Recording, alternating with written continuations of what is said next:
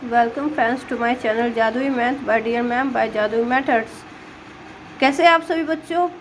I hope you are goods और आप सभी अच्छे होंगे और क्या कहते हैं एंजॉय कर रहे होंगे और अच्छे से पढ़ाई करेंगे और मेहनत कर रहे होंगे ताकि एग्ज़ाम में हम क्वेश्चंस को फेस कर सकें।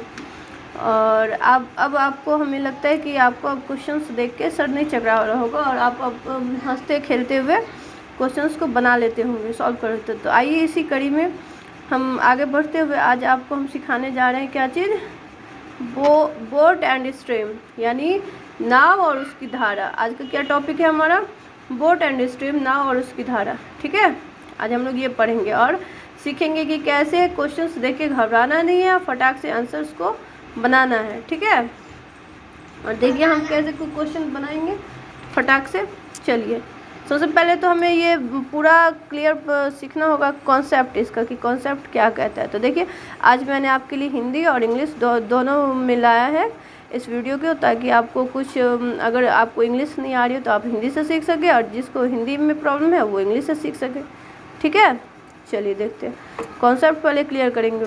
इन वाटर, देखिए सबसे पहला कॉन्सेप्ट नाव और उसकी चाल, सबसे पहला कॉन्सेप्ट यही है। In water the directions along the stream is called down stream, यानी कि जब पानी के तरफ यानी पानी के साथ उसकी धारा चले तो उसे हम क्या कहेंगे बच्चों? Down stream.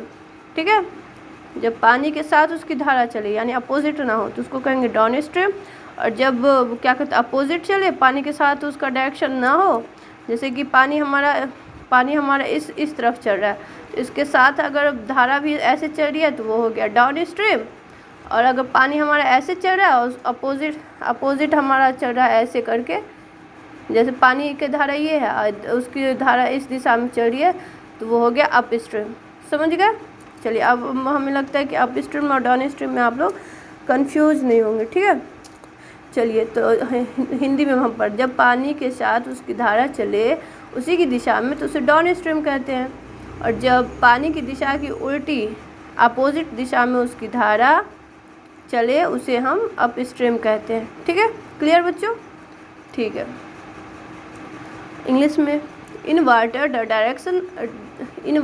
Direction against the stream is called up stream. ठीक है, चलिए आगे बढ़ते हैं। अब हम देखेंगे कि सम प्रॉपर्टीज़ है, यहाँ पे कुछ गुण होंगे कि हमें पूछा क्या जाएगा, किस तरह टाइप के क्वेश्चंस पूछे जाते हैं। इसके लिए हमें जो है ना सो कुछ प्रॉपर्टीज़ है उसको पढ़ना होगा। चलिए आज मैं पढ़ाती हूँ। चलिए, पहले इंग्लिश में है ना, पहले इंग्लिश वाले बच्चों के लिए फिर हिंदी वाले बच्चों के लिए, दोनों के लिए है। कोई दिक्कत नहीं होगी आपको, आप बस बने रहे इस चैनल में और हम प्रॉमिस करते हैं कि आप सब कुछ सीख जाएंगे और हंसते खेलते हुए क्वेश्चंस को बनाएंगे और डिप्रेशन में नहीं जाएंगे, टेंशन में नहीं बनाएंगे कभी क्वेश्चन और मैथ से कभी भागेंगे नहीं। ठीक है, चलिए आगे बढ़ते हैं। सबसे पहले देखिए इंग्लिश में हम कहेंगे ऐसे, you will be given the speed of boats in still water and the speed of stream you have to find the time taken by boat to go up stream. यानी कि क्वेश्चन क्या कह रहा है, देखिए क्वेश्चन कह रहा है हमें नाव की चाल की दिशा दी होगी, ठहरे हुए पानी में धारा की भी चाल दिया होगा। ठीक है, यानी दोनों का चाल दिया, नाव का भी और ठहरा हुआ पानी का भी दिया होगा। और हमसे पूछा क्या जाएगा कि कितना समय लगा नाव को अप स्ट्रीम और डाउन स्ट्रीम में। समझे? यानी नाव की चाल भी दी होगी ठहरे हुए पानी में और धारा की भी चाल दी होगी, और हमसे टाइम कितना लगा वो पूछा जाएगा। तो उसको हम फॉर्मूला भी आगे बताने वाले हैं। पहले हम देख लेते हैं कि क्या पूछा जाता है हमसे ना। अब देखिए दूसरा क्या पूछा जाएगा आपसे, you will be given the speed of boat to go up, find the speed of boat in still water and speeds of stream. ठीक है, देखिए ये था ना। चलिए, यानी अब हिंदी वाले बच्चों के लिए आ जाते हैं। देखिए यहाँ क्या है, नाव की चाल हमें मालूम होगी। ठीक है, नाव की चाल हमें मालूम होगी, दिया होगा एक क्वेश्चन में अप एंड डाउन स्ट्रीम में, और हमसे पूछा जाएगा कि ठहरे हुए यानी रुके हुए पानी में नाव की चाल क्या होगी और धारा की चाल क्या होगी। ठीक है, समझ गए। फिर से रिपीट, नाव की चाल हमें मालूम होगी जो कि दिया रहेगा क्वेश्चंस में, अप एंड डाउन स्ट्रीम में, और हमसे पूछा जाएगा कि ठहरे हुए रुके हुए पानी में नाव की चाल क्या होगा और धारा की चाल क्या होगा।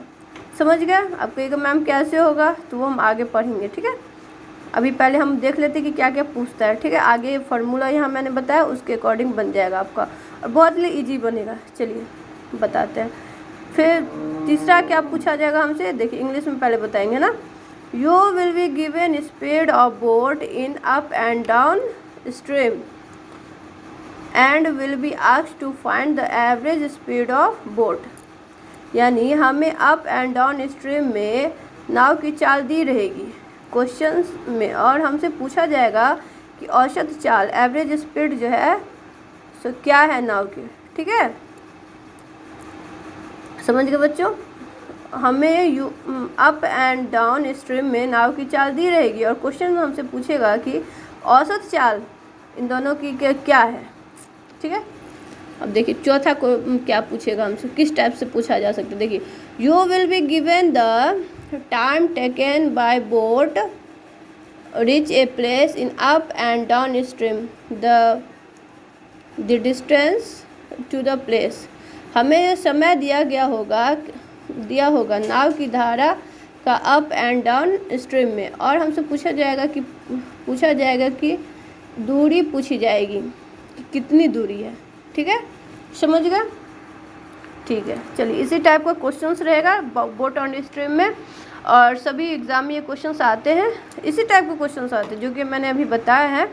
और अब चलिए सम एग्जांपल से हम लोग देखें। पहले फार्मूला देखेंगे ना कि फार्मूला कैसे बनाएंगे। चलिए देखिए, फार्मूला बहुत ईजी है, आप एक बार में आपको रटा जाएगा, याद हो जाएगा। मैंने पहले ये सब को लिख लिया है ताकि वीडियो हमारा ज़्यादा लॉन्ग ना बने और फटाक से मैं आपको कंप्लीट करा सकूँ, टाइम बर्बाद ना करूँ, है ना। इसलिए मैंने पहले इस सबको नोट कर लिया है ताकि आपका टाइम भी बचत हो और आप फटाक इसको आप कर सकें।